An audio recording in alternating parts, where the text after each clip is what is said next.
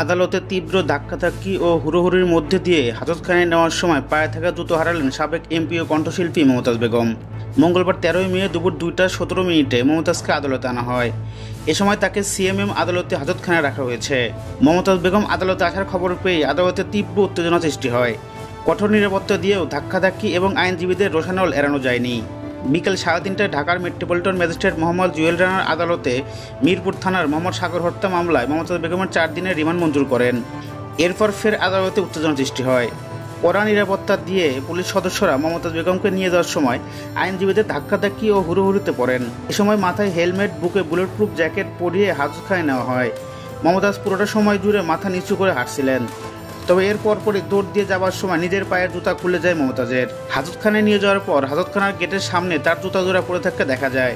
পড়ে থাকা জুতা জোড়ার সঙ্গে মমতাজ বেগমের গ্রেপ্তারের পরে ডিবি অফিসের তোলা ছবিতে পায়ে থাকা জুতার সঙ্গে মিলও পাওয়া যায়।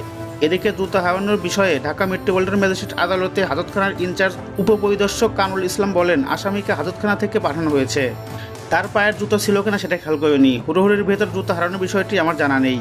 তবে হুড়োহুড়ির মধ্যে জুতা হারিয়ে ফেলায় পুলিশদের উপর রেগে যান মমতাজ বেগম। অনেকটা অপমান বোধ করছিলেন তিনি। প্রিয় দর্শক, মমতাজ বেগম হুড়োহুড়িতে জুতা হারানোর বিষয়টি আপনারা কীভাবে দেখছেন তা অবশ্যই কমেন্ট করে জানিয়ে দিবেন আমাদের ভিডিওর কমেন্ট বক্সে।